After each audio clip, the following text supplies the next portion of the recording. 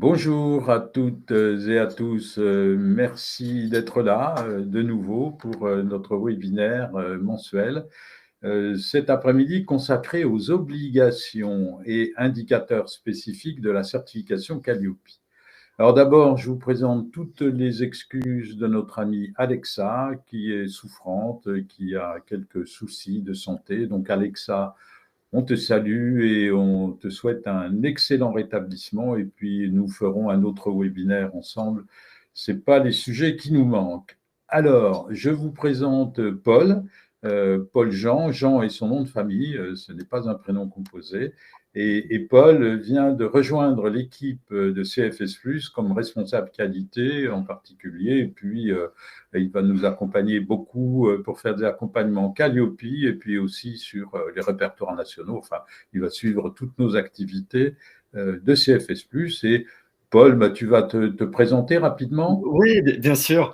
Bonjour, je suis très content d'avoir intégré l'équipe de CFS Plus la semaine dernière. Je suis très content d'être avec vous aujourd'hui pour ce webinaire consacré aux obligations et indicateurs spécifiques de la certification Calliope, un sujet très intéressant. J'ai été auparavant responsable qualité d'un CFA.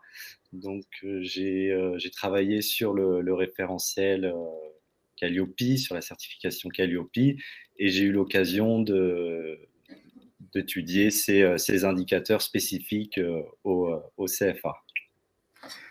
Merci Paul. Ben voilà, les présentations sont faites. Donc, bienvenue dans ce premier webinaire. Bienvenue aussi dans la chaîne Qualité et formation professionnelle, qui est donc la chaîne de webinaire mensuel de CFS+.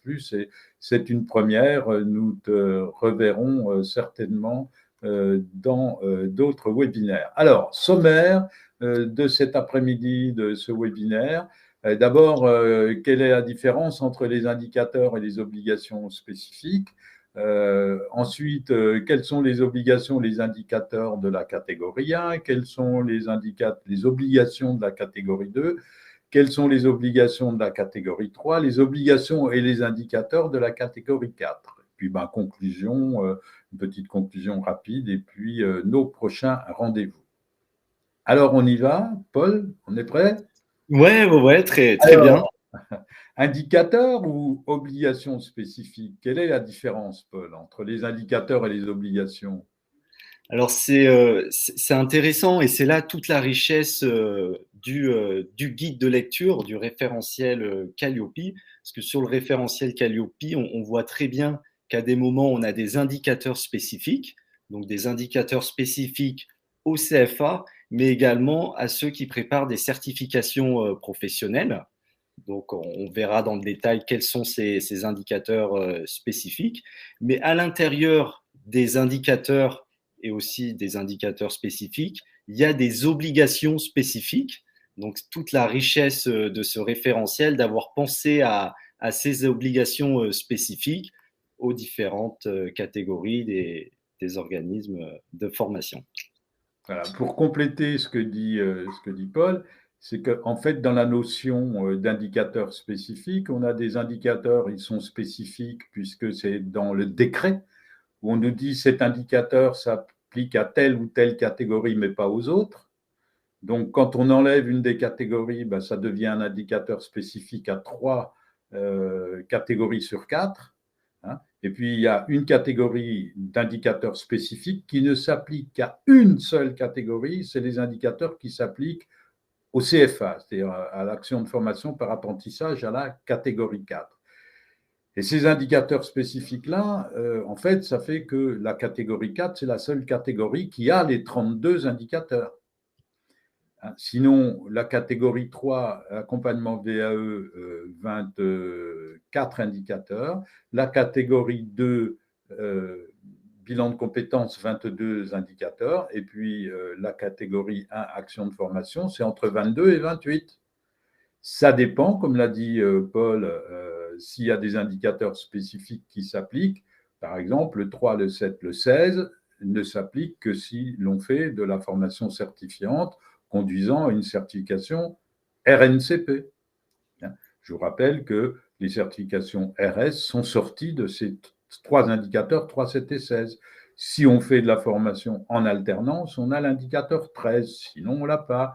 Si on fait de la formation en tout ou partie en situation de travail, on a le 28, sinon on n'a pas. Et si on n'a pas de sous-traitant, on n'a pas le 27. Donc, la catégorie 1, c'est un mécano, ça dépend de ce que l'on fait ou pas. Donc, c'est un petit peu ça que l'on va voir. Enfin, pour terminer, les catégories 2 et 3, il n'y a pas d'indicateur spécifique aux indicateurs, aux catégories 2 et 3. Alors, ce qui concerne le bilan de compétences et ce qui concerne la VAE, où est-ce que je le trouve?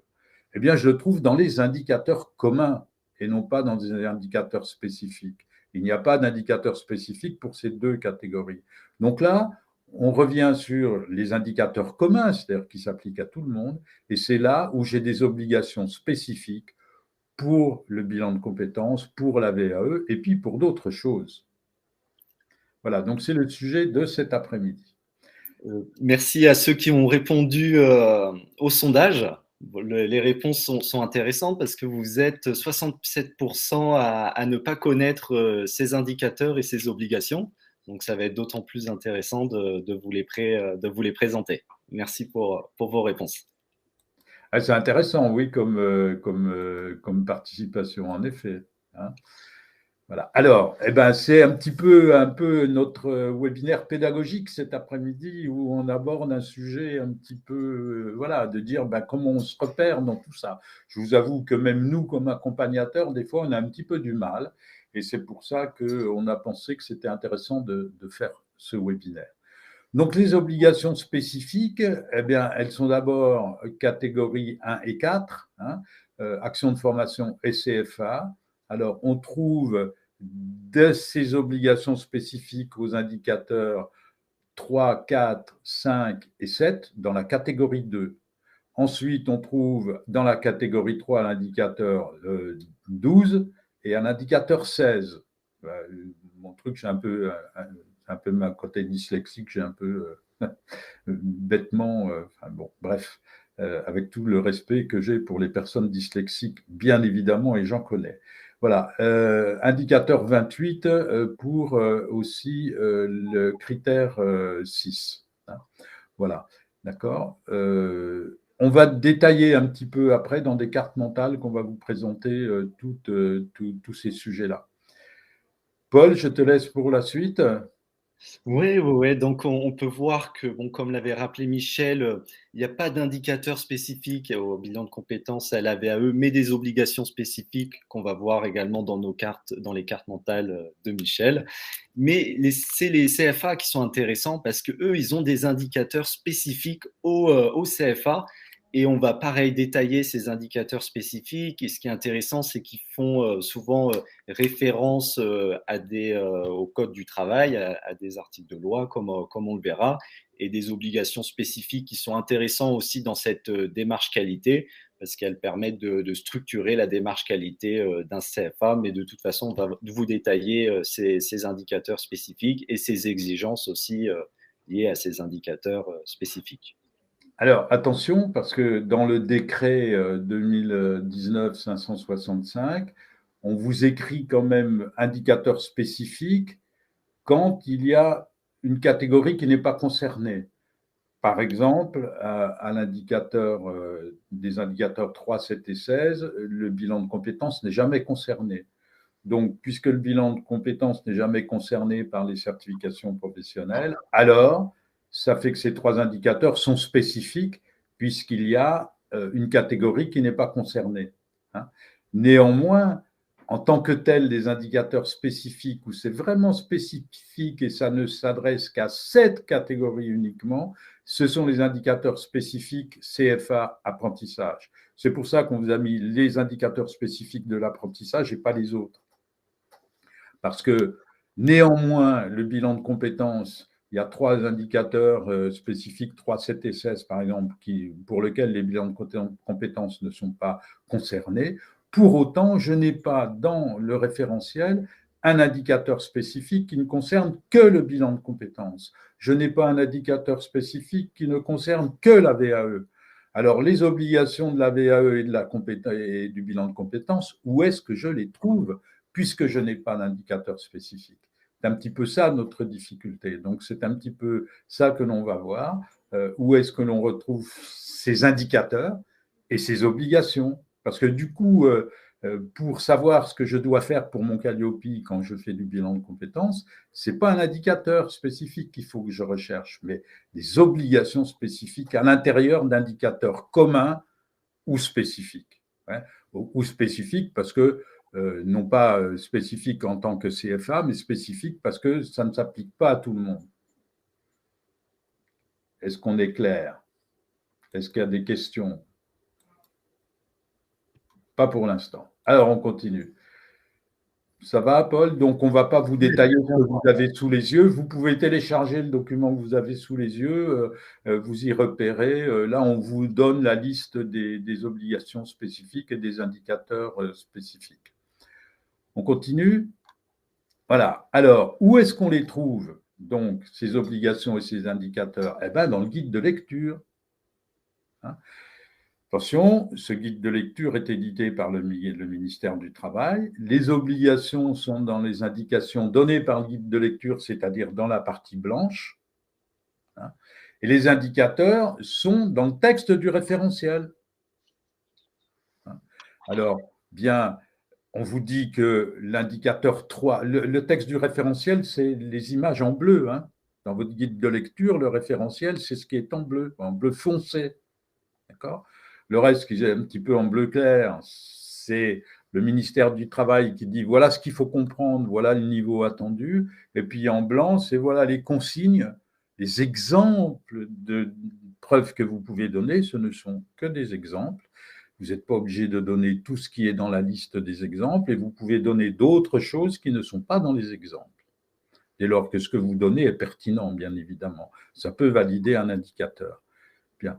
Alors, les indicateurs spécifiques sont notifiés dans la partie bleue. Ça, c'est le texte du référentiel. Par exemple, l'indicateur 3 ne s'applique qu'aux organismes de formation, au CFA et à la VAE. L'indicateur 3 ne s'applique pas au bilan de compétences. C'est donc un indicateur spécifique. Pour autant, ça n'est pas un indicateur spécifique qui nous explique ce que c'est qu'un bilan de compétences. Il est spécifique parce qu'il ne s'applique qu'à 3 catégories. Voilà. Alors, l'indicateur 14, en revanche, lui, c'est un indicateur spécifique vraiment pour une catégorie et une seule, le CFA. Voilà. Donc, quand il y a des indicateurs spécifiques, c'est écrit. Quand c'est un indicateur commun, c'est écrit. Un indicateur commun, ça s'applique aux 4 catégories. Indicateur spécifique veut dire ça s'adresse à 1, 2 ou 3 catégories, mais pas à 4. Et il y a que quelques indicateurs qui ne s'adressent qu'au CFA. Le 14, le 15, le 20 et Paul, 14, 15, 20, enfin, c'est la diapo précédente. Oui, exactement, ouais. Voilà. C'est la diapo précédente, le 14, le 15, le 20 et le 29. Voilà, c'était le 29 qui me manquait. Voilà. Donc, on n'a que ces 4 indicateurs, 14, 15, 20 et 29, qui s'appliquent au CFA. Voilà la différence entre les indicateurs spécifiques. Maintenant, regardez, dans la partie blanche, on nous dit obligation spécifique, VAE, indicateur 1. Voilà ce qu'il faut faire quand on fait Calliope VAE, bilan de compétences, un centre de bilan de compétences, c'est ça que ça veut dire, CBC, centre de bilan de compétences. Les prérequis n'ont pas à être mentionnés. C'est-à-dire que quand vous faites votre indicateur 1 pour un bilan de compétences, pour un audit de bilan de compétences, il n'y a pas à mettre les prérequis n'ont pas à être mentionnés. Voilà, donc c'est le mode de fonctionnement où s'y repérer. Dernière chose, attention, attention. Le guide de lecture, on en est à la version 7, on nous annonce la version 8 pour bientôt. C'est la version 8 du guide de lecture, ce n'est pas la version 8 du référentiel. Le référentiel, c'est toujours le même, il n'a pas bougé. La partie bleue, indicateur, c'est le référentiel, ça ne bouge pas. Vous pouvez prendre le guide numéro 1, numéro 2, numéro 3 jusqu'au numéro 7, c'est tout le temps le même texte. Ce qui change, c'est la lecture de ce texte. Parce que le ministère du Travail fait évoluer sa lecture des indicateurs et dire, par exemple, avant, nous avions pour les indicateurs 3, 7 et 16, nous avions l'obligation de justifier de ces indicateurs si on faisait des formations qui conduisaient à une certification au répertoire spécifique. Ça a disparu de la version 7. Donc, depuis le 28 mai 2021, eh bien, nous ne sommes plus audités sur les 3, 7 et 16 si l'on fait une formation qui prépare à une certification RS. Vous voyez, c'est-à-dire que le ministère du Travail fait évoluer ce qu'il attend, il fait évoluer la lecture qu'on peut avoir du référentiel. Mais le référentiel n'a pas bougé. Je termine mon bavardage dans 30 secondes. Sur les réseaux sociaux, il y a un grand sujet qui est on va avoir une version 8. Alors, dans la version 8, vous allez voir, on va faire disparaître l'obligation d'interroger les financeurs. Ben, ce n'est pas possible que ça apparaisse dans la version 8. Pourquoi? Parce que l'obligation d'interroger les financeurs, ça figure dans le décret. Les financeurs font partie des parties prenantes que l'on doit interroger. Alors, si on veut modifier ça, ce n'est pas le guide de lecture qu'il faudrait modifier, mais le décret. Or, c'est ce qu'on vous a écrit dans la partie rouge. Seul un décret en Conseil d'État peut changer un décret en Conseil d'État. Et dans notre webinaire avec Stéphane Rémy du ministère du Travail, de la DGEFP, qui est le responsable de Calliope au ministère du Travail, Stéphane Rémy nous a expliqué que ça n'est pas à l'ordre du jour. Voilà. Paul, je te laisse parce que je suis un peu trop long. Non, non, non, bah c'est super intéressant ce que tu dis, Michel. Et pour compléter, je vous encourage fortement à lire ces obligations spécifiques parce que c'est très intéressant ce qui est dit sur ces obligations et ça permet de vous aiguiller et de vous aider à répondre aux exigences du référentiel Calliope et dans votre démarche qualité. Donc, je vous encourage fortement à les lire, bien sûr, lire les obligations spécifiques de la catégorie d'action qui vous concerne. Il n'y a toujours pas de questions, donc on avance. Alors,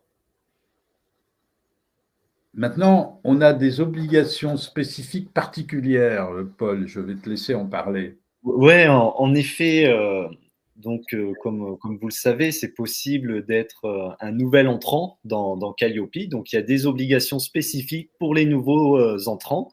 Donc, pareil, il n'y en a pas à tous les indicateurs, mais à certains indicateurs, on a des obligations spécifiques pour les nouveaux entrants. Donc, pareil, si vous êtes un nouvel entrant, bah, il faut lire cette obligation spécifique parce que souvent, on peut le voir par exemple pour l'exemple de l'indicateur 13 pour les nouveaux entrants. Un processus d'évaluation existe et est formalisé. Sa mise en œuvre sera auditée lors de l'audit de surveillance.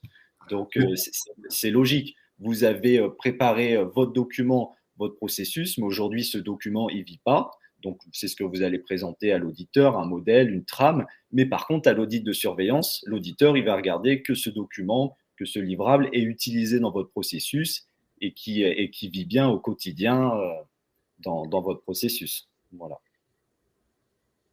C'est ça. Alors, la particularité des obligations spécifiques des nouveaux entrants, c'est, bon, on appelle ça obligation spécifique, mais enfin, c'est une notification, une attention particulière aux nouveaux entrants plutôt qu'une obligation. C'est-à-dire que ce qui est constant pour les nouveaux entrants, c'est de dire, ben voilà, vous devez produire des documents, mais ils seront audités à l'audit de surveillance. Et alors, pour ceux qui connaissent la roue de Deming et le Plan do Check Act, le PDCA, qui est la même chose, c'est en fait, on planifie ce qu'on va faire. Et quand on planifie ce qu'on va faire, on a des modèles. Donc, quand on est nouvel entrant, on va montrer les modèles. Puis on va expliquer ce qu'on va faire, comment on va faire. Et puis, quand on n'est pas nouvel entrant, ben, on a la partie réalisation qui est auditée, avec de l'échantillonnage sur ce qu'on a fait.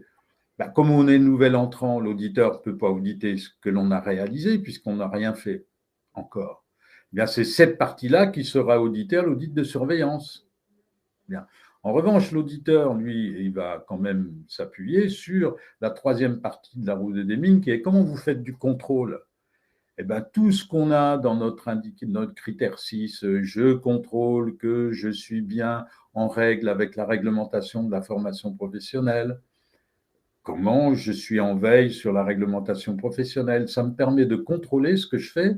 Est-ce que c'est bien réglementaire? C'est un outil de contrôle. Bien. Ensuite, est-ce que ce que je fais, c'est bien en règle avec l'état de l'art, enfin, avec si je forme sur les métiers, sur le bâtiment, comment je suis en veille sur l'évolution des compétences et des métiers dans le bâtiment pour être sûr de ne pas diffuser des compétences qui n'ont plus cours. Bon. Tout ça, c'est des éléments de contrôle qui me permettent de contrôler que ce que je fais est bien correct, est bien comme il faut. Vous voyez. Alors, c'est ces éléments-là que l'auditeur va pouvoir auditer pour un nouvel entrant. Hein. La planification, puis les moyens de contrôle qui vont faire que quand on va réaliser, on va analyser ce qu'on a réalisé, on va pouvoir faire des plans d'action pour améliorer ce qu'on a réalisé. Et c'est ça, la route des MIG. Et donc, en fait, à l'audit initial, quand on est nouvel entrant, ben, on nous dit la modélisation et puis les moyens de contrôle que l'on met en place. Et à l'audit de surveillance, on va auditer ce que vous avez réalisé, comment vous avez amélioré le système et comment vous replanifiez la fois suivante avec les modifications de votre planification en fonction de l'amélioration. Et c'est ça le système d'amélioration continue et c'est ça qui fait que vous devez faire vivre votre Calliope entre deux sessions d'audit. Paul? Bah, j'ai rien à rajouter, Michel. Hein. C'est très bien. Toujours pas de questions? Non, non, notre petit favori reste vierge. Alors, on continue. Allons-y sur les obligations spécifiques de la catégorie 1.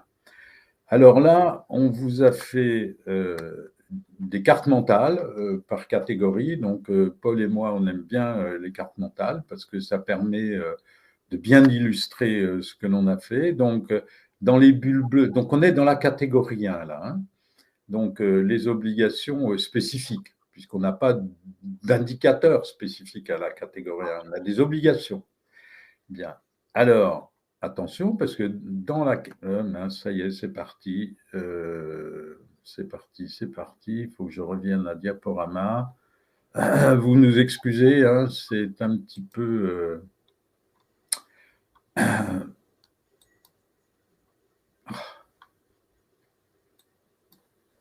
Excusez-moi. Ça recommence, le truc. Si je mets en diaporama, pouf, catégorie 1, je vais peut-être demander à Cathy de venir. Hop, si je passe en diaporama, il me change d'écran là, à partir de la diapositive actuelle. Voilà, et puis je ne vois plus rien. Comment je repasse ça ici là? Ah non, ça y est, oui, paramètres d'affichage, voilà. Ça y est, pardon. Et là, je fais ça. Voilà, je vous ai retrouvé. Vous m'excusez, c'est les inconvénients du direct, hein, comme on dit à la télé. Voilà, alors parce que j'essaye d'agrandir pour que vous puissiez voir. Donc, je recommence. Voilà.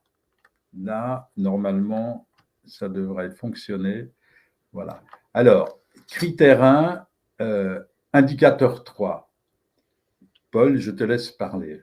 Donc là, on a un indicateur, j'ai le référentiel sous les yeux. Alors, un indicateur spécifique aux prestataires qui conduisent à une certification des prestations, à une certification professionnelle. Donc, vous êtes concerné par cet indicateur si vos prestations conduisent à une certification professionnelle. Et là, ce que nous demande cet indicateur, c'est de diffuser vos taux d'obtention aux certifications préparées, donc vos résultats obtenus, donc de les diffuser donc sur des supports promotionnels et sur vos supports de contractualisation. On doit savoir le taux de réussite aux examens de l'année N-1, bien sûr. Voilà, les bulles vertes sont En fait, c'est un petit peu ce qu'il y a dans le guide de lecture, mais là, on a une vision synoptique de ce qu'on nous demande, au lieu d'être obligé d'aller chercher dans le guide page après page. Hein. Donc, dans les bulles vertes, ce sont les éléments de preuve que vous pouvez donner. Hein. Donc, par rapport à l'indicateur 3, bien évidemment, c'est sur les supports promotionnels que vous informez sur le taux d'obtention des certifications préparées et sur les supports de contractualisation. Attention, hein, l'indicateur 3 ne s'applique que pour des certifications RNCP maintenant. N'oubliez pas de communiquer sur la question des équivalences, des passerelles, des suites de parcours et des débouchés. Hein, parce que ne communiquer que sur le taux d'obtention des certifications préparées, ça ne marche pas. Et j'ai eu une discussion avec un organisme certificateur que je salue et qui se reconnaîtra, parce que moi, je tenais la théorie suivante, c'était que je disais, une fois qu'on a répondu à l'indicateur 3, j'ai pas besoin d'avoir mon indicateur 2 quand je fais du RNCP, puisque j'ai répondu à l'indicateur 2 avec mon taux d'obtention des certifications préparées. J'ai donné des informations chiffrées.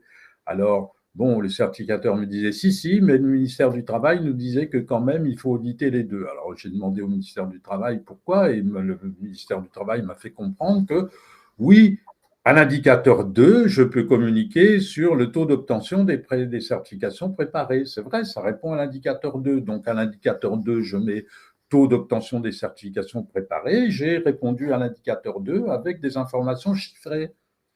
Mais à l'indicateur 3, je ne dois pas oublier de communiquer sur le reste, c'est-à-dire les possibilités de valider un ou des blocs de compétences et des équivalences, les passerelles, les suites de parcours et les débouchés. Sur les blocs de compétences, nous vous ferons un webinaire particulier en 2023 sur ce sujet-là. Mais nous anticipons un peu. Le bloc de compétences est un vrai sujet. Paul, je te laisse pour l'indicateur suivant. Oui, très bien. Donc, le critère 2 est l'indicateur 4. Donc là, un indicateur avec aussi également une obligation spécifique pour les CFA, donc qui demande d'analyser le besoin de l'apprenant, du futur apprenti et également de l'entreprise. Donc là, ça peut être à l'aide d'un questionnaire, d'une fiche, ou si vous faites cette évaluation du besoin lors d'un entretien téléphonique, il ne faut pas oublier de bien noter ce que vous dites lors de cet entretien téléphonique pour apporter cette traçabilité sur cette analyse du besoin. Et bien sûr, on peut retrouver ce besoin sur les supports de contractualisation entre l'alternant, l'entreprise, savoir la convention de formation. Alors, c'est intéressant cet indicateur 4 parce que vous voyez, c'est un indicateur qui s'adresse à la fois à la catégorie 1, action de formation, si vous avez une formation en alternance, parce qu'on peut avoir une formation en alternance sans être CFA. Hein. Et si j'ai une formation, si j'accueille, comme c'est notre cas, nous, quelqu'un qui est en contrat de professionnalisation, c'est bien de l'alternance. Pour autant, ça n'est pas de l'apprentissage. Bien. Eh bien, cet indicateur-là me concerne en tant qu'organisme de formation faisant de l'alternance. Hein. Et ça concerne le CFA, puisque par définition, quand on est en centre d'apprentissage, on est en alternance. Bien. Donc, cet indicateur nous concerne tous les deux. Alors, même si on est organisme de formation, il faut qu'on prête une attention tout à fait particulière au fait que l'analyse du besoin doit être prévue en amont du processus de contractualisation alternant entreprise. Hein. C'est-à-dire que là, ce n'est pas seulement l'analyse du besoin du bénéficiaire que l'on analyse, c'est aussi, on analyse ce besoin du bénéficiaire avec l'entreprise d'accueil. J'ai bien répondu, Paul? Ouais, bien sûr, ouais, bien sûr. Parce que toi, tu maîtrises mieux que moi ces sujets de la qualité de CFA, d'apprentissage.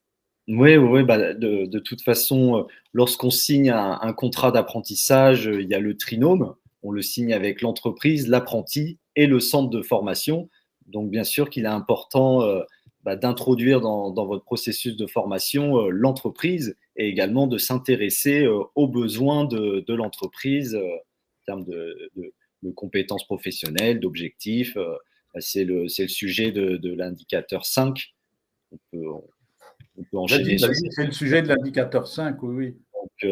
L'indicateur, l'obligation spécifique pour les CFA, c'est d'exprimer les objectifs, ils doivent être exprimés en compétences professionnelles. Donc ces compétences, vous allez les retrouver dans le référentiel du diplôme, mais c'est important de bien présenter à l'apprenti et à l'entreprise les compétences que l'apprenti va acquérir ou que l'alternant, parce que bien sûr que ça concerne aussi les formations en alternance au cours de sa formation.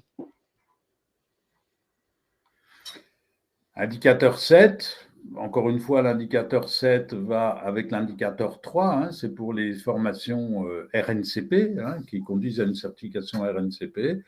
Ici, c'est l'adéquation du ou des contenus avec les exigences de la prestation visée. Alors, je dis, c'est dans les supports promotionnels et sur les supports de contractualisation. Attention, parce que le guide de lecture vous parle d'exemples, hein, encore une fois, de faire un tableau croisé entre votre formation, hein, la formation que vous faites, et les exigences de la certification, c'est-à-dire qu'est-ce qu'elle vise comme compétence, la certification, quelles sont les compétences attestées par la certification, et montrer que la formation que vous faites vise bien l'acquisition de ces compétences.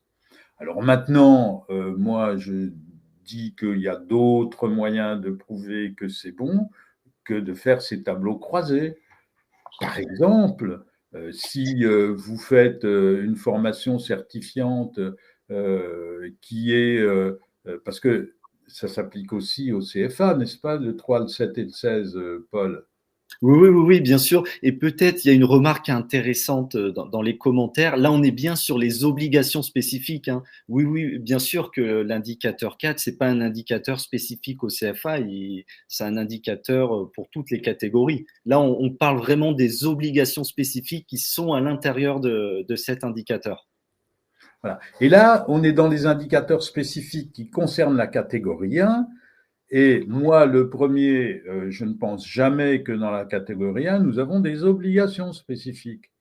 Et les obligations spécifiques ne sont pas tout à fait la même chose que les indicateurs spécifiques. Et puis, quand on va passer à la catégorie 2, la diapo suivante, vous allez voir qu'on pourrait qualifier les obligations spécifiques de la catégorie 2.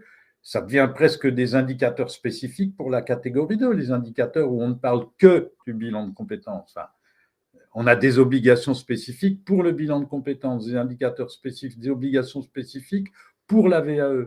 Alors du coup, quand je vais additionner dans nos cartes mentales tout ce qui est réparti et qui concerne la VAE dans le référentiel, je vais commencer à retrouver mes petits pour dire mais qu'est-ce que je dois justifier quand je suis VAE? Eh ben, on va avoir une carte que pour la VAE, on va avoir une carte que pour le bilan de compétences. Voyez, et là, on est dans une carte qui concerne l'action de formation, mais quand on a une action de formation, il faut avoir aussi un œil quand même sur les obligations. Alors évidemment, c'est des obligations qui ne s'appliquent que dans certains cas, en alternance. Ah bah tiens, attention, en alternance, il faut que je fasse attention, j'ai une obligation spécifique.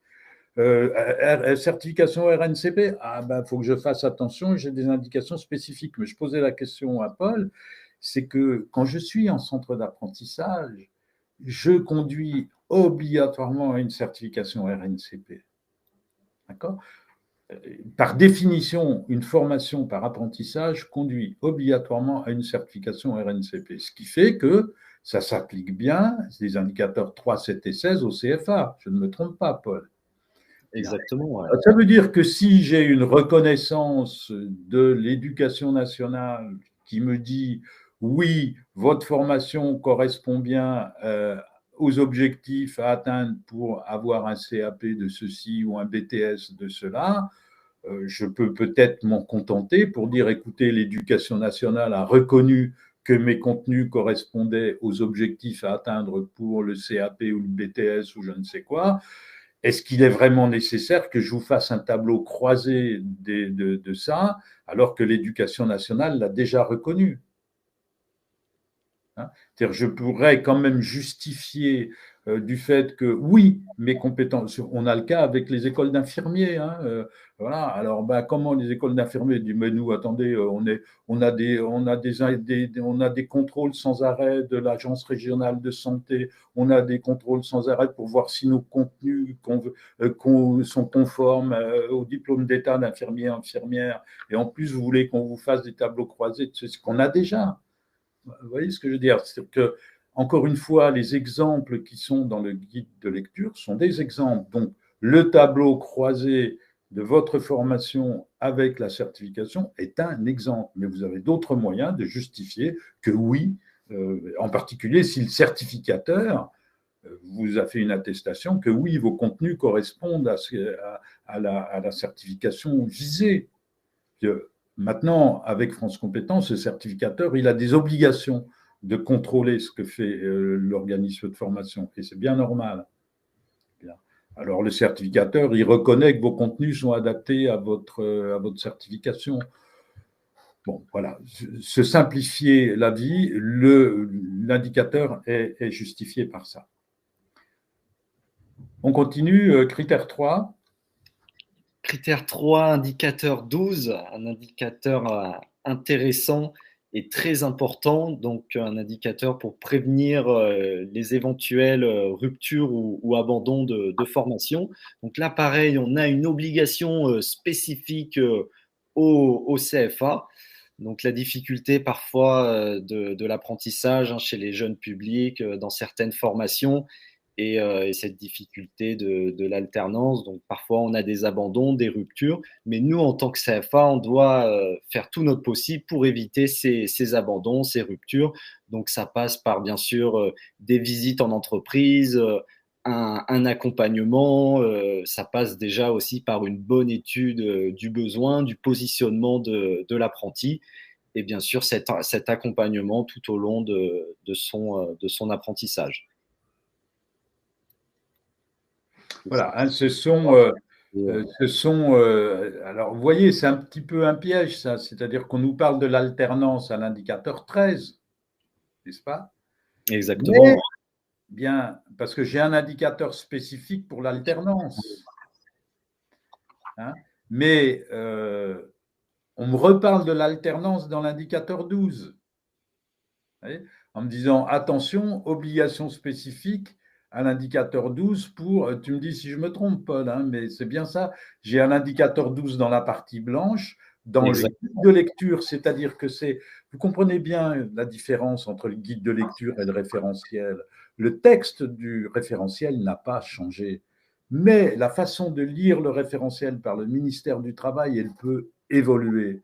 Et le ministère du Travail nous dit attention sur l'indicateur 12, si vous faites de l'alternance, il faut faire attention à ça. Ça peut évoluer, hein. Ça peut évoluer, ça évoluera vraisemblablement pour le guide de lecture, mais le guide de lecture ne va pas changer le référentiel. Le texte du référentiel ne bouge pas. Hein. Donc c'est pour ça, encore une fois, que quand on va nous dire, quand on va arriver à l'indicateur 30, non, l'obligation d'interroger les financeurs ne disparaîtra pas tant qu'il n'y aura pas un nouveau référentiel.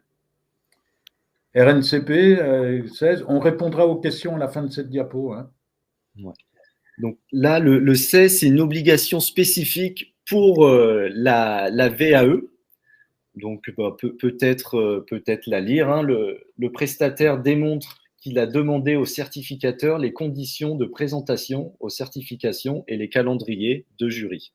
Donc là, ça concerne la VAE et dans l'indicateur 16, on a une obligation spécifique pour la VAE.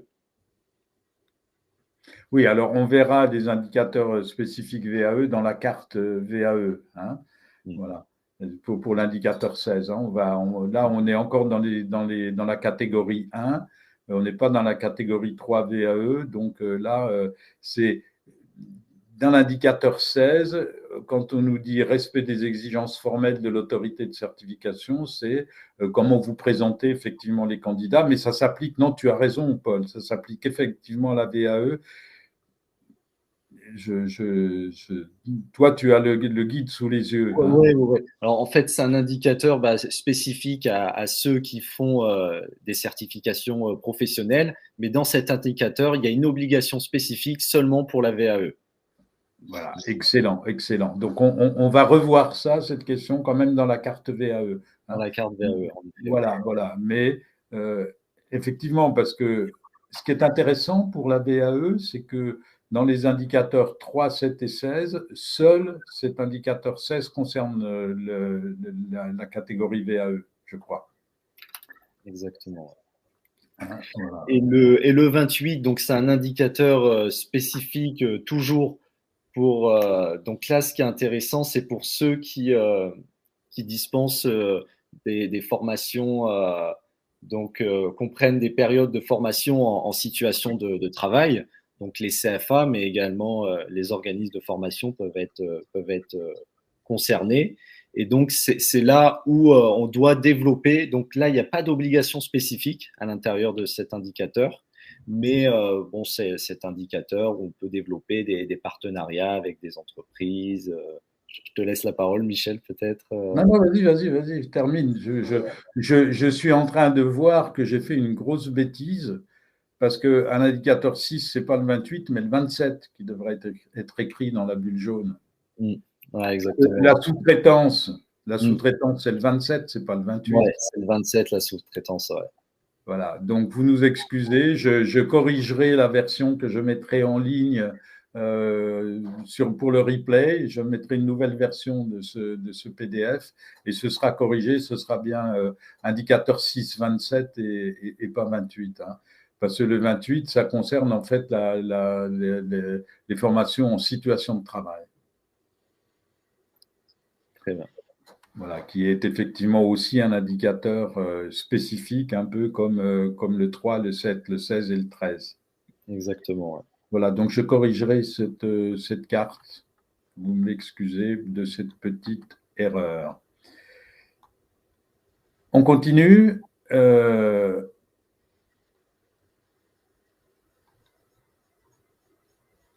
On passe au. Alors, avant de passer au bilan de compétences, on va répondre à quelques questions. Je ne suis pas nouvelle entrante, mais je n'ai fait que de la sous-traitance, comme j'ai fait pour les indicateurs 22 et 32. J'ai envie de vous dire, Madame Habiba, c'est que quand vous faites de la sous-traitance, vous n'êtes pas auditable en tant que tel, puisque c'est le donneur d'ordre qui vous a passé des commandes de formation qui, lui, est audité sur Calliope et pas vous. On ne peut pas être audité en sous-traitant. Alors, attention, il va y avoir l'obligation d'avoir Calliope quand on est sous-traitant, que l'on fait de la sous-traitance pour du CPF. Bien. Ça veut dire que un donneur d'ordre qui vous donne mission d'encadrer, de réaliser pour son compte une formation de A à Z pour un CPF, il devra vérifier que vous êtes Calliope. Ça ne va s'appliquer que pour le CPF. Ça ne veut pas dire que tous les sous-traitants devront être Calliope, hein, mais les sous-traitants qui vont aller faire de la sous-traitance pour des actions financées par le CPF devront être Calliope. Bien. Maintenant, si vous faites de la sous-traitance pour des organismes de formation, pour des formations non financées par le CPF, vous n'avez pas de Calliope, vous n'avez pas de Calliope. Il n'y a aucune obligation d'en avoir une. Et, dernière chose, même pour le CPF, l'indicateur 27 vous dit que vous, en tant que donneur d'ordre, vous devez vérifier que votre sous-traitant respecte votre Calliope à vous, pas le sien. Parce que dans le logo Calliope, il y a écrit processus certifié. Donc les processus, ça veut dire qu'on doit faire ce qui est écrit, mais chacun fait comme il veut.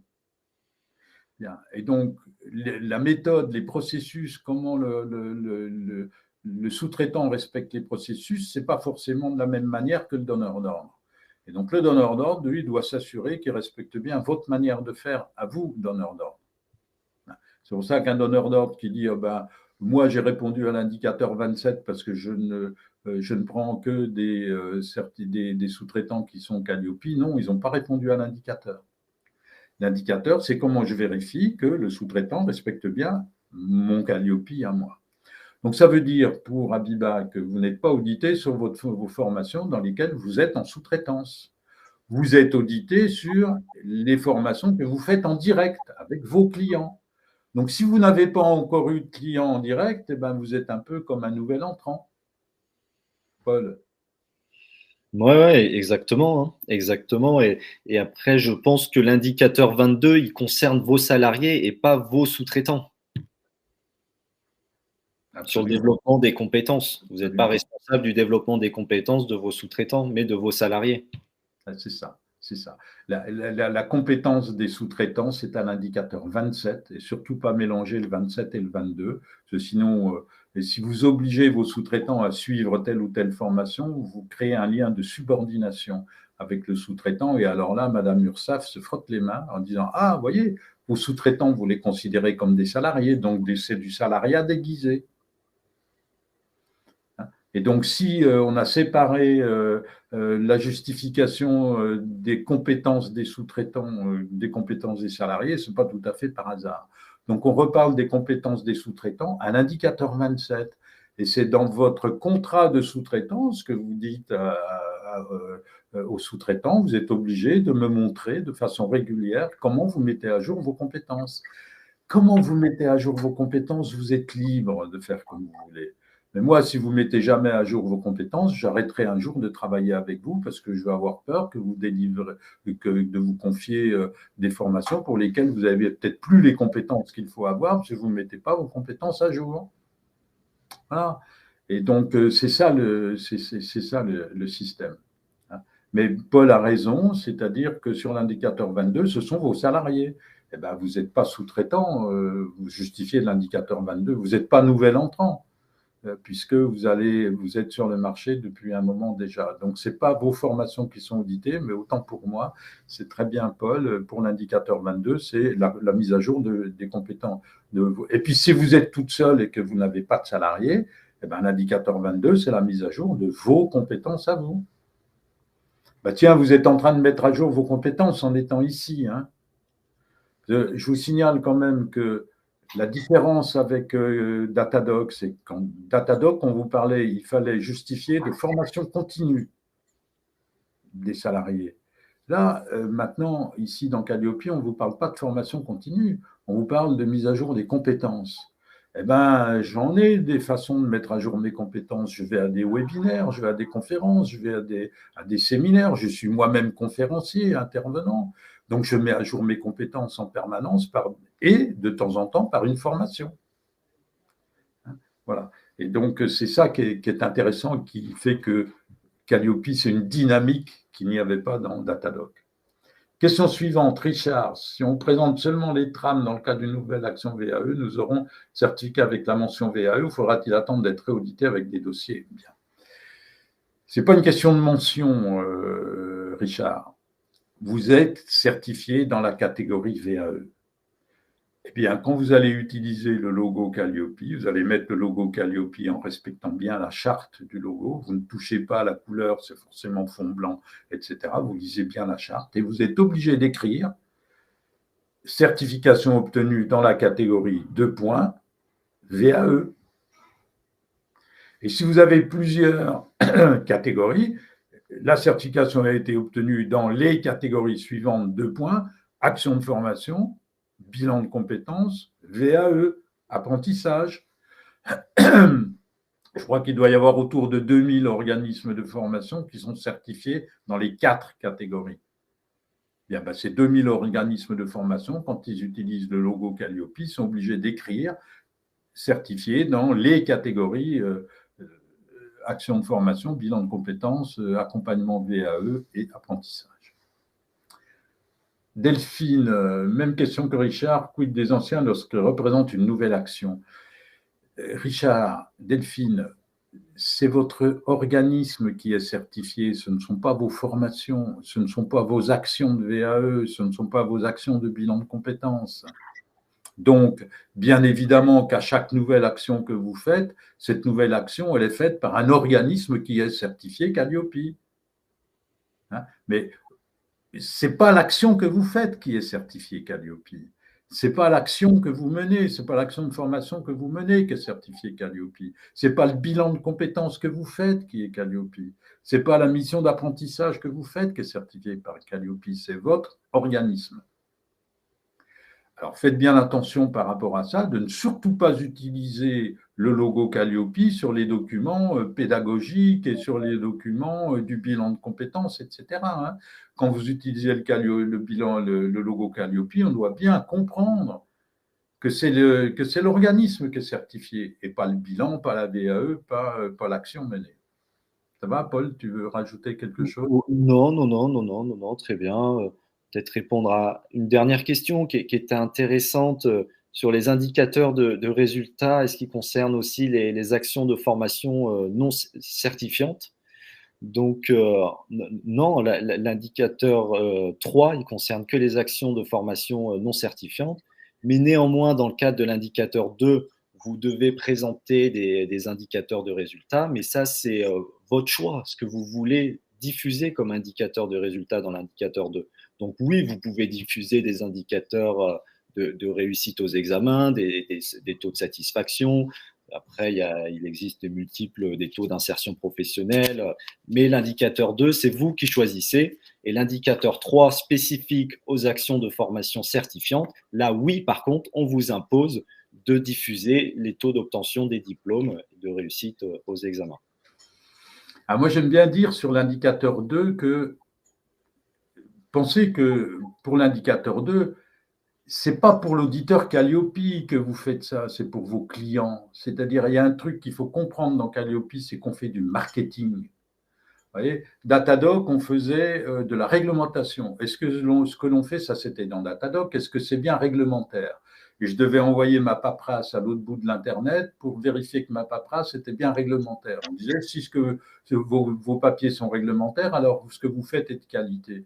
Et puis quand on est arrivé à la réforme de 2018, on a dit, ah mais la qualité, c'est peut-être autre chose quand même que simplement avoir des papiers réglementaires.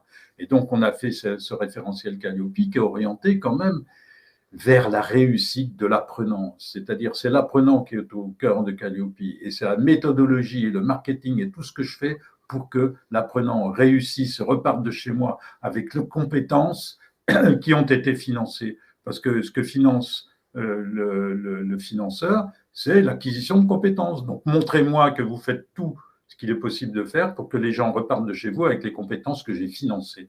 Voilà, c'est ça, Calliope. Bien. Alors, par rapport aux indicateurs de résultats, je termine juste par rapport aux indicateurs de résultats, si je communique en fonction des clients que j'ai, pas en fonction de l'auditeur Calliope. Donc moi, par exemple, j'ai une cliente que je salue à Lyon, une association loi 1901 formidable et qui travaille que pour les mairies et des très très grosses entreprises sur l'accueil des enfants en situation de handicap. Bon, et ben son indicateur de résultats que l'on a donné pour son Calliope, c'est le taux de renouvellement des contrats par les mairies. Parce que ça, c'est pertinent pour une autre mairie qui veut lui acheter sa formation. Vous voyez ce que je veux dire? Donc, pensez à vos clients, mettez des indicateurs de résultats qui intéressent vos clients. Il y a un côté marketing dans cet indicateur 2. Alors bon, à minima, on a effectivement le taux de satisfaction des stagiaires, à condition que ce soit un petit peu précisé sur combien de stagiaires ça porte. Parce que si je dis 100% des stagiaires sont satisfaits, oui, mais combien de stagiaires ont-ils répondu au questionnaire?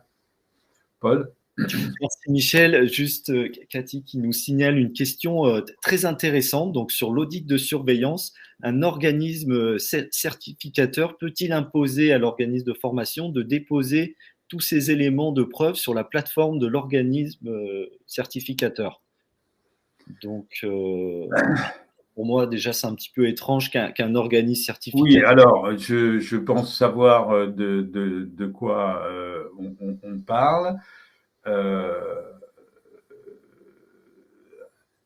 Est-ce qu'un organisme certificateur peut imposer de déposer des éléments sur sa plateforme?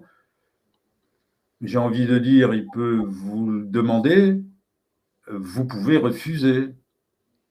parce que vous avez des protections qui vous sont propres, parce que vous pouvez dire ben moi voilà, je diffuse pas d'informations personnelles sur mes stagiaires, je peux bon, j'ai pas la garantie suffisante sur la qualité de vos plateformes que ces données vont pas s'échapper, j'en sais rien. Vous voyez ce que je veux dire?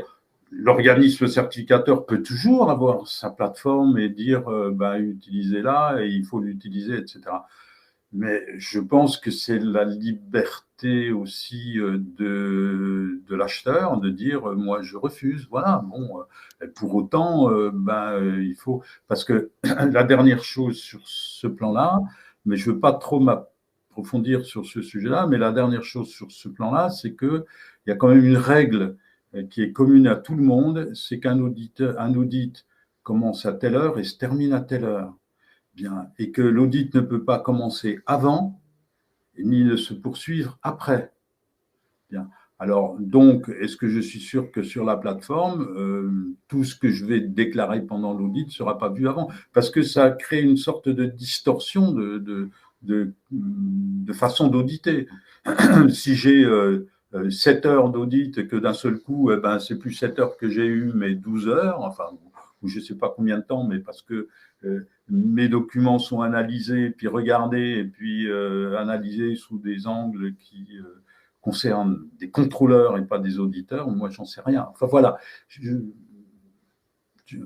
J'en ai assez dit, j'en ai trop dit, joker. En tout cas, mon point de vue, hein, mais ça c'est mon point de vue, je ne dis pas que j'ai raison. Hein, moi, mon point de vue, c'est que on doit pouvoir avoir la liberté de dire non.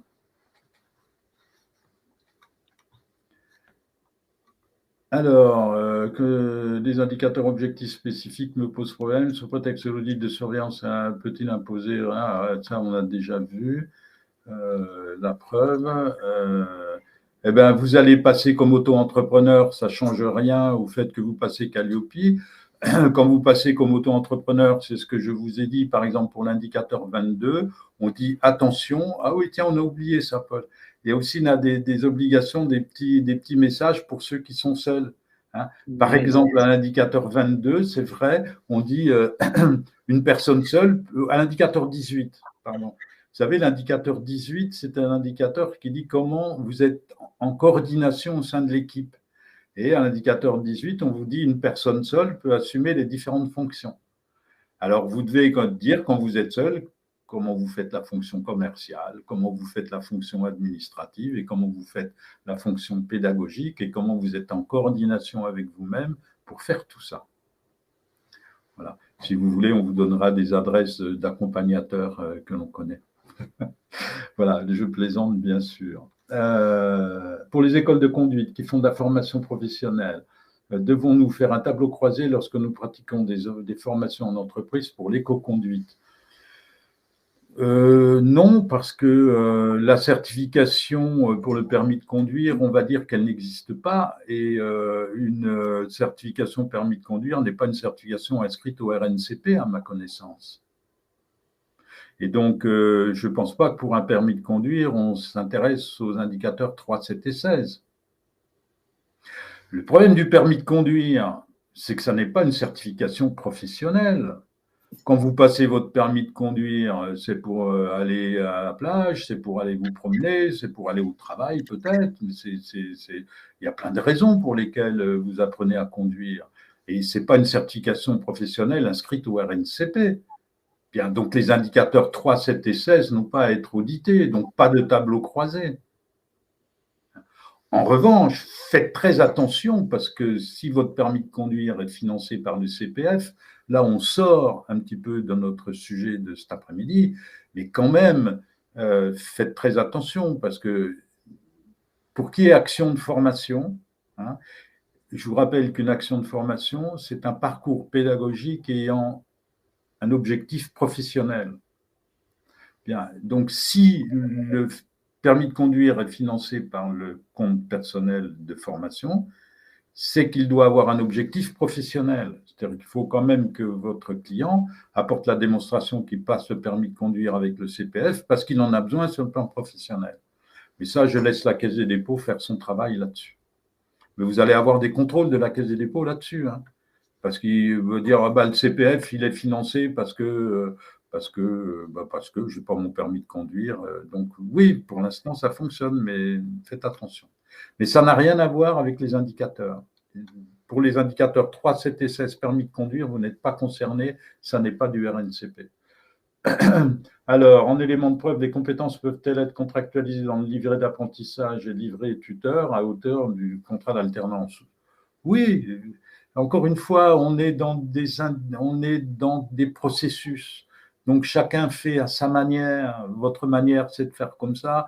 Une école d'infirmiers, elle fait autrement.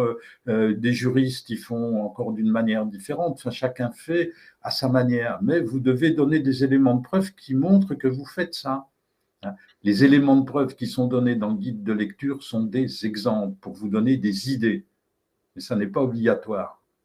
Et quand un auditeur ou une auditrice commence à exiger de voir telle ou telle pièce, on peut dire, mais expliquez-moi pourquoi vous exigez de voir cette pièce alors que ce n'est pas écrit dans le guide de lecture qu'il est obligatoire de la montrer. Parce que pour l'apprentissage, dans les indicateurs spécifiques de l'apprentissage, oui, il y a certaines pièces qu'il est obligatoire de montrer. Par exemple, un compte-rendu du comité de perfectionnement. Bien, c'est obligatoire, vous devez montrer cette pièce. Bon, eh ben, les autres indicateurs, il n'y a pas écrit que vous êtes obligé de montrer telle ou telle pièce. Donc, quand un auditeur ou une auditrice vous demande de montrer telle ou telle pièce, c'est qu'il a une petite idée derrière la tête. Et en général, cette petite idée derrière la tête, c'est de faire du contrôle administratif. Or,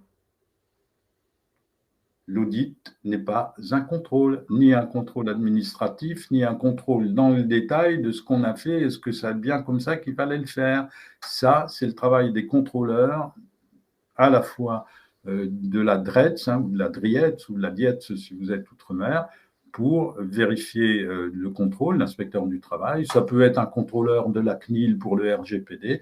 Si un auditeur ou une auditrice vous dit « je veux contrôler ce que vous faites par rapport au RGPD », vous lui dites « est-ce que vous êtes mandaté par la CNIL ?» La réponse est non. Alors, on n'a pas abordé ce sujet-là. Point. Voilà. On continue. Par rapport au bilan de compétences, les CFA sont en catégorie 4. Si. Voilà. On continue parce que sinon, on va répondre il est déjà 15h33 et on n'a plus que une demi-heure, même pas. Voilà. Donc, catégorie 2, bilan de compétences.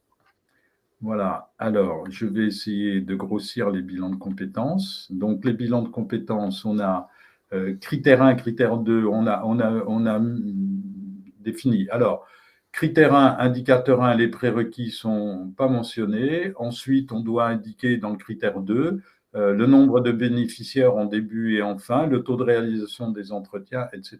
Dans la bulle, on vous demande, on vous montre ce qui est exigé. Je te laisse la parole, Paul. Donc là, pour rappel, on est bien sur les obligations spécifiques au bilan de compétences. Donc pareil, c'est super intéressant de regarder dans chaque indicateur si je fais du bilan de compétences, est-ce que j'ai une obligation spécifique qui me concerne? Donc là, on vous les a toutes mises. Donc, cette carte mentale qu'a réalisé Michel, c'est vraiment un super outil pour vous parce que ça vous évite déjà d'éplucher tout le référentiel, tout le guide de lecture, excusez-moi. Là, vous avez les obligations spécifiques et en plus, on vous a mis des éléments de preuve, des outils. Bien sûr, vous pouvez faire d'autres éléments de preuve, vous n'êtes pas obligé de tous les présenter. Il faut que ces éléments de preuve, ces outils, ils vous servent au quotidien et ils vous permettent d'améliorer votre qualité, vos processus. Après, je pense, vu le temps, on ne va pas regarder toutes ces obligations spécifiques, Michel. On va aller à la catégorie d'action suivante, la VAE. Oui, voilà. Alors, simplement, donc on voit quand même, pour résumer, qu'on a bien indicateur 1, indicateur 2 pour le critère 1. Hein, voilà, ça vous permet, si vous faites du bilan de compétences, d'aller voir qu'est-ce qui vous concerne. Parce qu'encore une fois, vous pouvez toujours chercher dans le référentiel, vous n'avez pas trouvé d'indicateur spécifique bilan de compétences. Donc, il va m'interroger sur quoi l'auditeur? Eh bien, critère 1, indicateur 1, indicateur 2, il va vous demander ce qui est écrit dans les bulles blanches. Et vous, avec les bulles vertes, vous pouvez dire, ben voilà, moi je vais lui répondre avec ça. Encore une fois, les bulles vertes sont aussi des exemples. Hein. Nous, on vous dit, voilà comment vous pouvez justifier ça, mais c'est votre méthodologie, votre méthode. Il y a pas on n'est pas dans de la procédure. Hein. Je rappelle toujours que le mot procédure est utilisé une fois dans le référentiel à l'indicateur 8, qui est analyse du besoin, analyse du positionnement et des prérequis. Ah bah oui, si j'ai un prérequis, j'ai bien une procédure de vérification des prérequis, hein, obligatoire. C'est pour ça que le mot procédure est un indicateur 8, et puis c'est tout. Donc tout le reste, c'est des processus. Donc chacun fait comme il l'entend, comme il veut, c'est sa manière de faire. Voilà. Critère 2, co-construction d'un programme personnalisé avec le bénéficiaire. Hein. On vous donne grille d'analyse personnalisée de situation, analyse partagée de la situation. C'est un exemple, encore une fois. Hein. Outils utilisés pendant la phase préliminaire. Vos outils, quels sont les outils que vous utilisez pendant la phase préliminaire? Hein. Ensuite, comment vous arrivez à une codéfinition des objectifs? Voilà. Ensuite, critère 3, indicateur 9. Voilà. Indicateur 10, bon, voilà, Paul a bien résumé. Ensuite, critère 4, vous allez voir indicateur 17 et indicateur 19. Hein, moyens dédiés à l'activité, environnement garantissant la discrétion. J'attire votre attention sur l'indicateur 17. Environnement garantissant la discrétion. Donc, pour l'audit, on va dire, en présentiel, regardez, moi, c'est dans mon bureau, voilà, c'est discret, on ferme la porte, il n'y a que la personne qui fait son bilan de compétences et moi dans le bureau. Tout va bien. C'est un environnement qui garantit la discrétion. Vous avez des personnes qui font du bilan de compétences qui disent, ah oui, mais je fais mon bilan de compétences à distance. Oui, mais quand vous faites à distance, comment est-ce que vous justifiez un environnement qui garantit la discrétion? Oui, vous êtes sur un Zoom, sur quelque chose, vous pouvez dire que de votre côté, ça garantit la discrétion, mais vous devez aussi vous assurer que du côté de la personne qui fait son bilan de compétences, elle aussi, elle doit apporter la garantie de la discrétion. Hein. Et donc, enfin, moi, je ne suis pas auditeur, mais si j'étais auditeur, je porterais attention là-dessus. Parce que je fais mon bilan de compétences à distance, il faut quand même que je fasse attention à ça, parce que la discrétion, ça va dans les deux sens. Hein. Ce n'est pas seulement la discrétion de la personne qui conduit le bilan de compétences, c'est aussi la discrétion du point de vue de la personne qui fait elle-même son bilan de compétences. Voilà. C'est comme ça qu'il faut réfléchir, les indicateurs Calliope, les mettre, les adapter à la situation, à sa situation personnelle et dire, tiens, vous anticipez ça chez l'auditeur. Vous dites, nous, alors attention, hein, quand je fais du à distance, voilà comment je fais pour garantir la discrétion. J'arrête là. On passe à l'accompagnement à la VAE. Ouais, j'ai noté quelques questions intéressantes. Donc, une question sur le handicap. Une personne en situation de handicap, cela peut concerner une augmentation du temps pour réaliser le bilan de compétences. Dans ce cas de figure, qui finance le volume horaire complémentaire, l'AGFIP. Entre parenthèses, est-ce que c'est l'AGFIP? Alors, oui, l'AGFIP est un des financeurs, hein, et donc, pour avoir un financement AGFIP, eh bien, évidemment, il faut avoir la certification Calliope. D'accord. Mais pourquoi pas? Oui, oui, je pense que ça. Je ne dis pas que l'AGFIP va accepter. Hein. Je n'ai pas la réponse. Mais en tout cas, ça se demande à l'AGFIP, oui. Oui, oui, absolument. Et donc, d'où la nécessité, indicateur 10 et indicateur 26, d'avoir, parce que l'indicateur 10, j'en parle toujours, c'est indicateur 10, on dit comment vous adaptez ce que vous faites à une situation et un profil particulier. eh ben, j'ai une situation de handicap avec un profil de handicap que je ne connais pas par avance, hein, eh bien, je vais essayer d'adapter ma formation à cette situation et ce profil en appelant la GFIP, dont j'ai une liste que je mets à jour régulièrement. C'est ce qu'on me dit, hein, dans le guide de lecture. On dit dans le guide de lecture, vous pouvez justifier de cet indicateur 10 avec une liste de personnes ressources qui peuvent vous aider pour les questions du handicap, liste mise à jour régulièrement.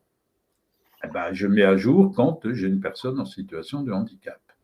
Attention, les financeurs font des contrôles de la qualité des services, des prestations qui ont été financées, et la GFIP pourra faire des contrôles de la formation qui a été financée pour une personne en situation de handicap. Je n'en dis pas plus. Merci Michel, ça va nous permettre de rebondir sur une autre question et peut-être pour compléter la réponse, l'indicateur 10, le prestataire met en œuvre et adapte la prestation. Donc si votre prestataire est en situation de handicap et que vous devez adapter votre prestation, en effet, vous pouvez augmenter le temps de bilan de compétences. Une autre question qui est intéressante sur les financeurs est que faire en preuve lorsque les financeurs ne répondent pas malgré les relances au questionnaire de satisfaction. Bien, alors, vaste sujet pour l'indicateur 30, et encore une fois, c'est vaste sujet aussi sur les réseaux sociaux en ce moment. On nous dit, il va y avoir, je vous l'ai déjà dit, une version 8 du guide de lecture qui va dire c'est plus la peine d'interroger les financeurs. Et je dis, vous mettez le doigt dans l'œil parce qu'il n'y a qu'un décret qui pourra modifier ça, puis c'est l'obligation d'interroger les financeurs, elle est dans le décret, elle est dans l'indicateur. Elle n'est pas dans le guide de lecture. Ce n'est pas une interprétation du guide de travail, du ministère du Travail. C'est une obligation de l'indicateur. Bien. Alors moi, tous les gens qui se battent en disant il faut arrêter d'interroger les financeurs, j'ai dit vous vous trompez. Je dis vous vous trompez pour la raison suivante, c'est qu'il y a un article du Code du travail qui a été modifié le 1er janvier 2022. Vous pouvez trouver cet article du Code du travail sur le site cfsplus.fr dans la partie vos ressources documentaires, qui est un élément de veille. Hein. J'aime bien, moi, mettre des infos là-dessus qui nous servent à nous d'abord au sein de notre équipe et qu'on met à la disposition de tout le monde. Et dans vos ressources documentaires sur notre site web, vous allez trouver contrôle qualité. Vous cliquez sur ce contrôle qualité, et puis là, vous allez trouver l'article du Code du travail, 6316, je ne sais plus combien. Bon. Et on a rajouté le 1er janvier 2022 la phrase suivante, les financeurs procèdent à des contrôles de la qualité des prestations effectuées. Financeurs procèdent à des contrôles de la qualité. Bien. Donc, ça veut dire que le premier niveau de contrôle d'un financeur, ben c'est quand même d'interroger les stagiaires qu'il a financés pour leur dire alors, comment ça s'est passé? Bien. C'est ça qui déclenche c'est ça le premier niveau d'un contrôle, c'est d'interroger les bénéficiaires, leur dire comment ça s'est passé. Bien. Alors, vous avez deux financeurs qui sont la Caisse des dépôts avec EDOF et puis Pôle emploi avec Anotea qui vous disent ce n'est pas la peine de nous écrire. Nous interrogeons les stagiaires systématiquement et vous allez trouver les réponses des stagiaires sur votre compte EDOF pour le CPF et sur votre compte Anotea pour Pôle emploi. Bien. Maintenant, j'ai vu que la plateforme Anotea a évolué et que la plateforme Anotea nous dit maintenant il y a un onglet pour les financeurs. Et j'en mettrai pas ma main au feu, mais pas loin. Je pense qu'à un moment donné, tous les financeurs passeront par la plateforme Anotea, puisque la plateforme Anotea, tiens, c'est marrant, mais il y a le logo République française. C'est-à-dire que la plateforme Anotea, c'est une plateforme ministérielle, c'est une plateforme officielle. Donc, il y a un moment donné où, évidemment, ce ne sera plus la peine d'interroger les financeurs. Ça, c'est vrai, ça pourrait apparaître dans le guide de lecture, mais dans le guide de lecture, on dira, vous êtes obligé d'aller vous connecter, aller vérifier ce qu'ont dit les stagiaires sur vous dans la plateforme du financeur. Ça pourrait être écrit dans le guide de lecture, mais pas le fait qu'il faut interroger les financeurs. Hein. Parce que quand je vais sur ma plateforme Anotea, j'interroge le financeur. Maintenant, quand le financeur n'a pas d'Anotea, eh ben, je lui écris, quand je lui envoie ma facture, je lui dis alors, est-ce que vous avez interrogé les stagiaires, à quelle date et que vous ont-ils répondu? Eh ben, le financeur ne répond pas parce qu'il n'a pas interrogé les stagiaires, je n'y peux rien. Mais c'est le premier niveau de contrôle que les financeurs s'assurent que les stagiaires étaient, voilà, au minimum qu'ils estiment que les objectifs ont été atteints. Bon, ils n'étaient pas contents parce que le café n'était pas bon, ça c'est un autre sujet. Mais est-ce que les objectifs ont été atteints? Oui, non. Alors évidemment, quand il y a plein de stagiaires qui se plaignent que ce n'était pas bien, ils vont peut-être déclencher un contrôle plus approfondi. Mais interroger les stagiaires, c'est le premier niveau du contrôle quand même. Voilà, j'arrête sur ce sujet. On passe à la VAE? Oui.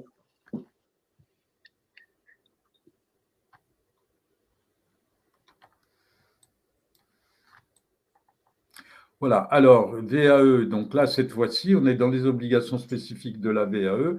Voilà, au critère 1, formalisation. Alors, je rappelle encore une fois qu'une VAE conduit obligatoirement à un titre à finalité professionnelle RNCP ou un titre professionnel RNCP ministère du Travail ou un diplôme de l'État ou un CQP branche.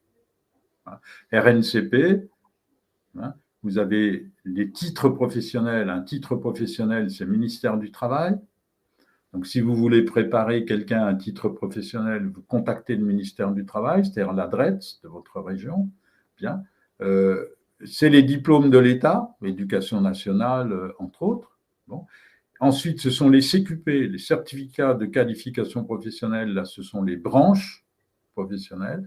Et puis, le dernier, les titres à finalité professionnelle. Et là, ce sont les entreprises privées, comme nous. Hein, titres à finalité professionnelle. Voilà. Une VAE conduit nécessairement à un titre RNCP et pas à une certification RS. Hein.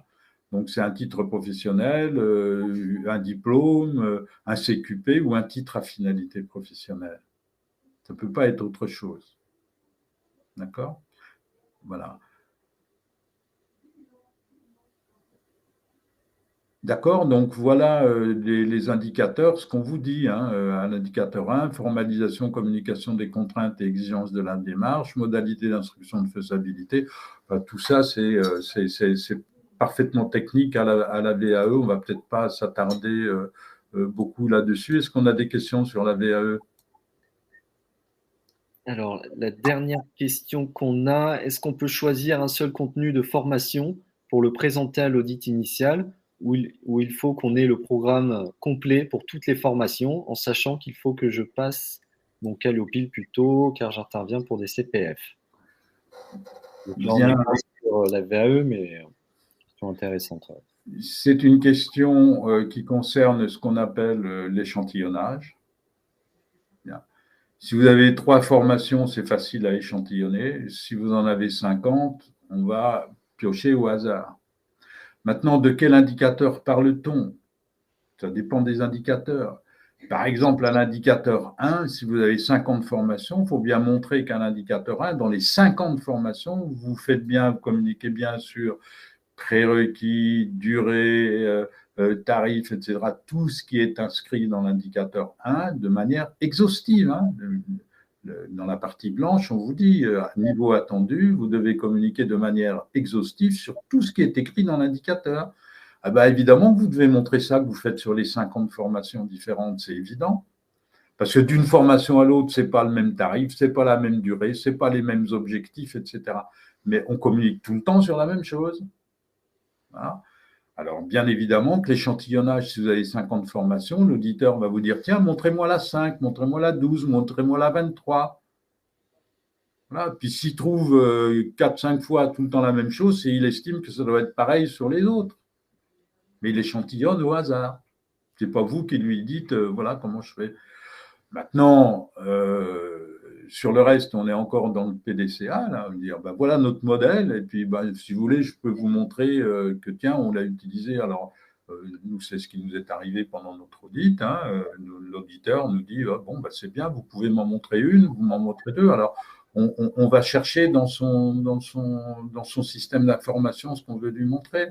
Alors, bien évidemment que l'auditeur, il ne va pas commencer à regarder dans notre système d'information et fouiller de lui-même dans le système d'information. Sinon, c'est plus une journée ou deux d'audit qu'on va avoir, mais une semaine.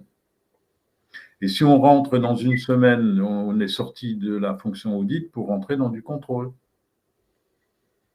Vous voyez, hein, on est dans un système de processus, donc on doit faire comme ça. Alors, oui, il faut lui montrer qu'on fait ça régulièrement. Donc, vous lui dire, voilà, j'en ai une, je vous montre comment c'était.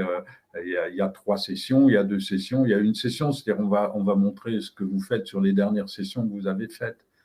Maintenant, un auditeur qui vous dit oui, mais en 2018, vous ne respectiez pas Calliope, enfin, c'est fini, mais on a eu ça au début de Calliope. Bon. Donc, je veux dire que vous avez une règle, hein, vous avez un autre document qui est important, qui est le question-réponse du ministère du Travail, hein, qui est un document important. Et dans le question-réponse du ministère du Travail, on vous dit, pour l'audit initial, quelle période est auditée. Donc là, on vous dit, l'organisme certificateur détermine la période sur laquelle il veut faire son échantillonnage. Toutefois, si Calliope n'a pas encore pu être installé, on n'échantillonne que les dernières formations qui ont été faites. J'espère avoir répondu à la question. Est-ce qu'on a des choses à dire particulières sur la VAE, Paul ? Alors, une question qui est intéressante, donc bon, c'est pas sur la carte mentale, c'est pas sur des obligations spécifiques à la VAE, mais pourra-t-on être certifié VAE en audit de surveillance si nous avons toutes les preuves à apporter à l'auditeur, mais sans un dossier réel? Vous voyez ça avec l'auditeur. Si vous êtes nouvel entrant sur la VAE, ce que vous venez de dire, c'est vous voulez vous faire auditer sur la VAE, vous avez tout ce qu'il faut pour justifier que vous allez faire de la VAE, vous allez être nouvel entrant sur la catégorie VAE. Donc la réponse est oui dans ce cas-là. Vous avez un statut de nouvel entrant. Vous n'aviez pas la VAE à votre audit initial, vous avez décidé de faire de la VAE. Alors, entre l'audit initial et l'audit de surveillance, vous pouvez décider de faire la VAE, appeler le certificateur en lui disant « je veux un audit VAE ». Vous allez payer pour cet audit VAE, bien sûr. Maintenant, à l'audit de surveillance, vous pouvez dire « je rajoute, mais on va vous rajouter une journée quand même. Hein ». Bien sûr. Voilà. Donc, vous allez payer pour une journée supplémentaire pour être certifié dans la catégorie VAE. Mais vous pouvez très bien dire « je suis nouvel entrant dans la catégorie VAE, j'en ai encore jamais fait ». Et en plus, c'est intéressant d'être certifié Calliope. Ça va vous permettre de préparer votre processus pour mettre en place la VAE, de préparer vos documents, donc de structurer votre démarche qualité. Et le jour où vous allez faire de la VAE, vous avez structuré votre processus et vous êtes prêt à en faire. Voilà. Et surtout, la VAE pourra être prise en charge par le CPF de la personne. Ouais. Si vous n'êtes pas Calliope, le CPF ne fonctionnera pas. Ouais, on ne va pas s'étendre sur la VAE. Vous téléchargez les documents, vous avez toutes les cartes mentales. Du coup, c'est mieux effectivement de répondre aux questions. Voilà. Alors, on arrive aux obligations spécifiques de la catégorie 4. Donc, d'abord, les obligations spécifiques, on n'est pas encore dans les indicateurs. Hein. Attention pour l'apprentissage, vous avez des choses particulières, un indicateur 2, un indicateur de résultats, ceux cités par l'article L6111.8 du Code du travail. Normalement, vous pouvez cliquer sur le petit lien ici, vous arriverez sur cet article du Code du travail. Mise à dispo de ces indications, de ces indicateurs, on vous donne un lien pour cliquer dessus. Voilà. Ça, pour nos amis qui font de l'apprentissage, ce ne sont pas des indicateurs spécifiques. C'est dans les indicateurs communs que l'on vous parle de l'apprentissage. Donc, n'oubliez pas, chers amis des CFA, de bien regarder ça. Hein ? Ce sont des obligations spécifiques pour vous. Pour autant, ce ne sont pas des indicateurs qui ne concernent que vous. C'est des indications qui sont dans la partie blanche du guide de lecture et pas dans la partie bleue, c'est-à-dire dans le référentiel. Paul, grand spécialiste de l'apprentissage, tu peux nous en dire plus? Oui, exactement. Alors, l'indicateur 2, l'obligation spécifique au CFA, donc là, on est exigeant avec les CFA parce qu'on va vous demander le taux d'obtention des diplômes ou titres professionnels, le taux de poursuite d'études. Donc ça nécessite d'interroger vos apprentis pour savoir s'ils poursuivent leurs études. On va également nous demander le taux d'insertion professionnelle, donc de les interroger pour savoir s'ils ont poursuivi leurs études ou s'ils ont intégré le marché du travail.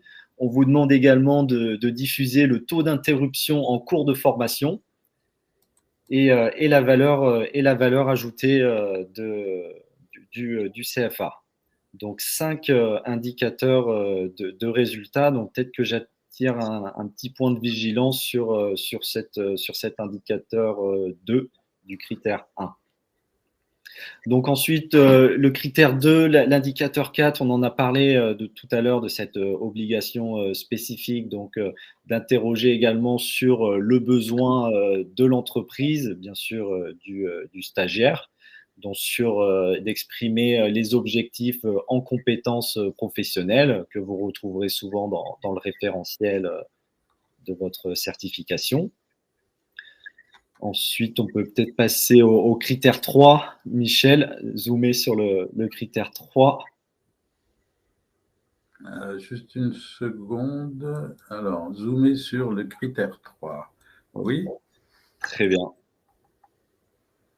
Voilà, il nous reste 5 minutes, 3 minutes alors, donc il faut qu'on accélère. Mais voilà. Donc là, on est sur les obligations spécifiques qu'on a abordées lors de notre première diapo, où on zoomait justement sur ces obligations spécifiques. Et souvent, ces obligations spécifiques concernent les CFA. Alors peut-être on peut passer maintenant aux indicateurs spécifiques des CFA. Ah, pardon.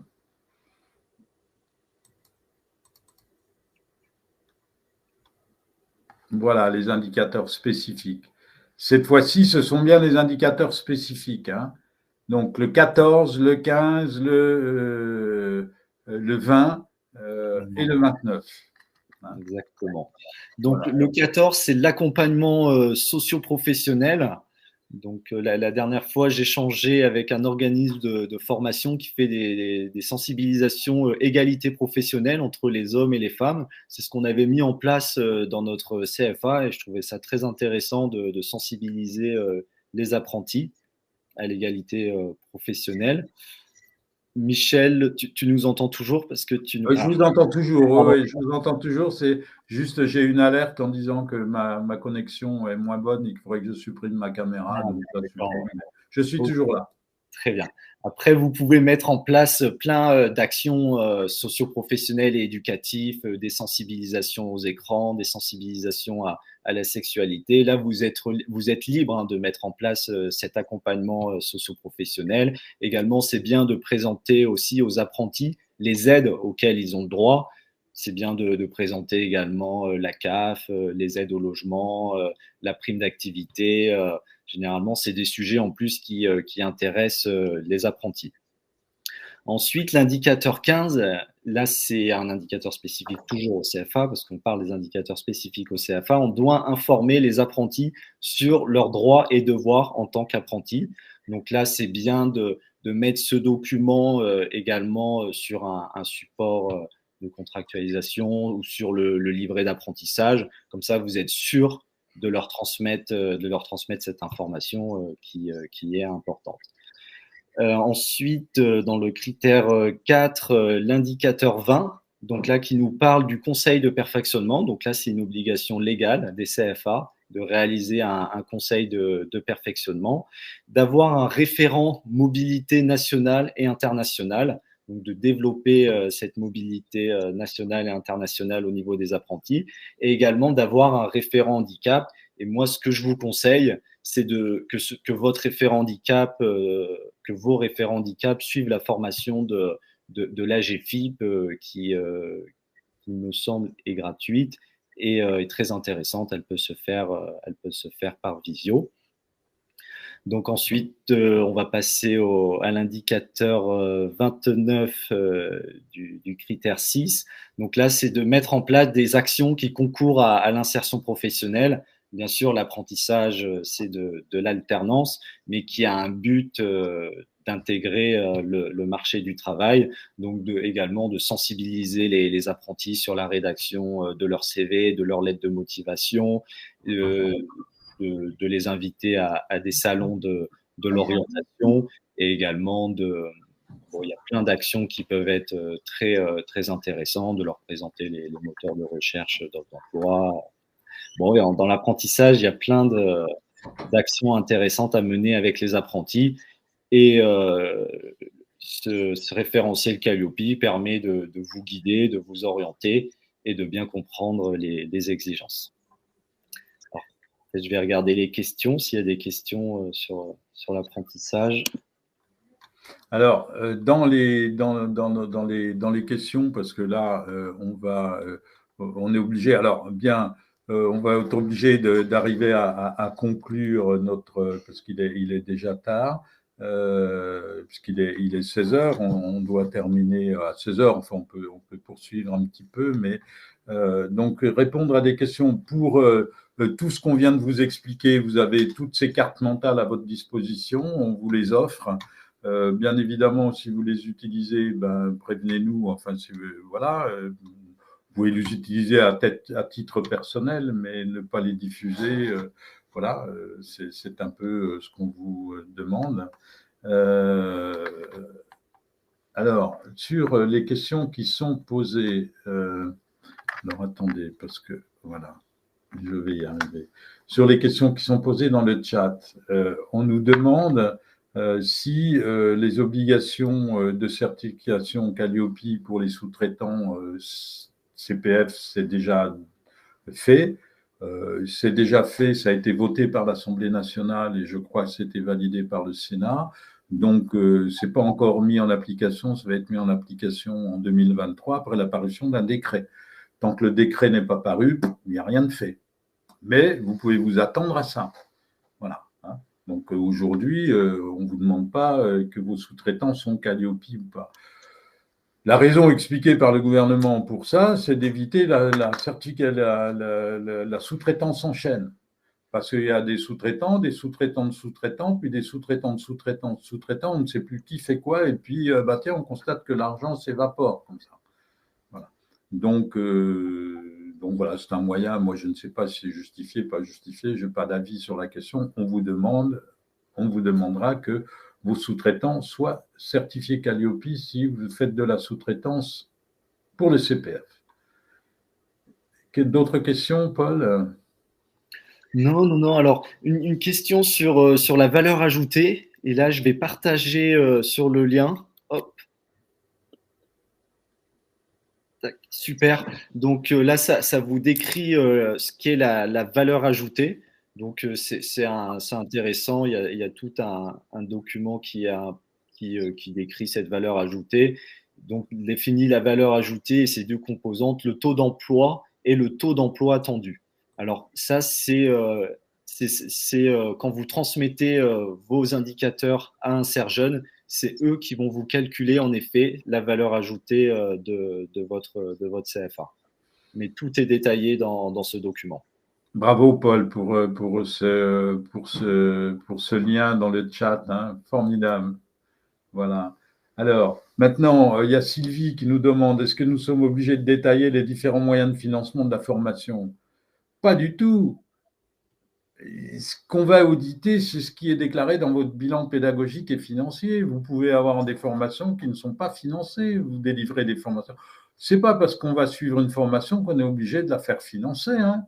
Nous, on a des entreprises qui viennent, ils font une formation avec nous, ils ne demandent pas de financement. Ça n'empêche pas que cette formation, elle est auditable par Calliope ou vérifiable par le ministère du Travail, par un inspecteur du travail. Hein. La seule question, c'est la formation que je délivre, est-elle une formation professionnelle, oui ou non ? exemple, je fais de la musique. Eh ben, j'ai une partie formation musique. Eh ben, c'est pas pour des professionnels, c'est pour des gens qui veulent faire de la musique pour leur plaisir. Et puis j'ai d'autres sessions de musique pour des professionnels, musiciens professionnels, qui vont faire prendre en charge leur formation par l'AFDAS, par exemple. Eh bien, c'est une formation professionnelle. Ça rentre dans mon bilan pédagogique et financier. Le reste, ce qui est du plaisir, du loisir, ça rentre pas dans mon BPF. C'est pas de la formation professionnelle. Donc, ce qui est audité dans Calliope, c'est ce qui entre dans votre bilan pédagogique et financier. Et j'ai un client, il dit, bon, je lui fais un coucou s'il est là, mais dire, ah ben moi, il a mis dans son bilan pédagogique et financier des interventions d'1 heure devant 400 personnes. Je dis, mais c'est pas une formation, ça. Faut surtout pas mettre ce genre de choses dans votre BPF. Oui, mais ça m'a été acheté par le département de formation de telle institution nationale. Je dis, mais le département de formation de telle institution nationale vous a acheté une conférence. Elle ne nous a pas acheté une formation. Ah ben oui, mais ma TVA.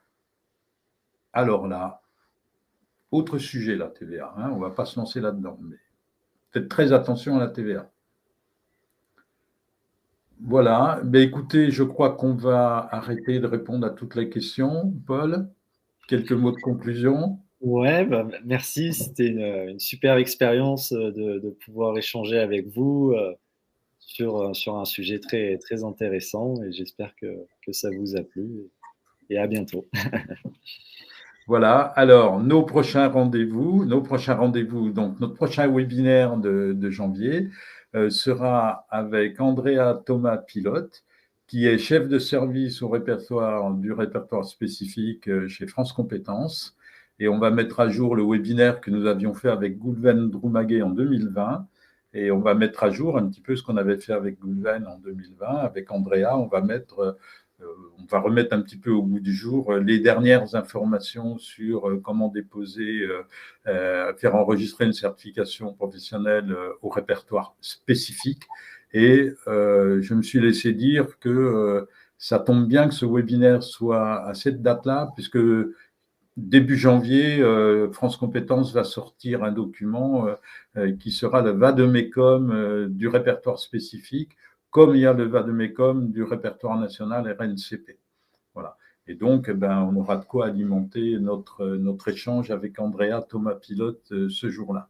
Voilà, donc inscrivez-vous, faites circuler l'information et puis on vous souhaite de joyeuses fêtes. On vous dit à l'année prochaine.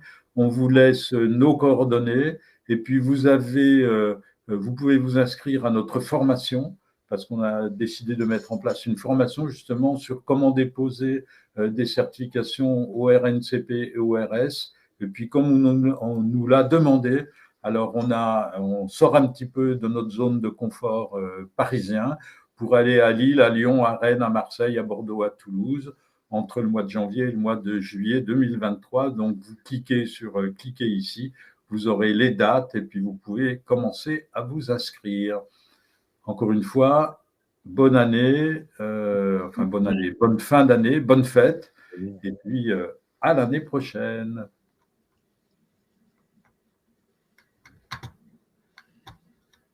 Alors, je vais essayer de couper. Sinon, je vais demander à Laurent de couper parce que j'y arrive pas. Ah. Laurent, il est parti. Laurent est parti. Bon, alors. Non, mais voilà, ça y est. Ça y est, c'est bon. Je coupe. Cette fois-ci, on vous dit au revoir. Au revoir. À l'année prochaine.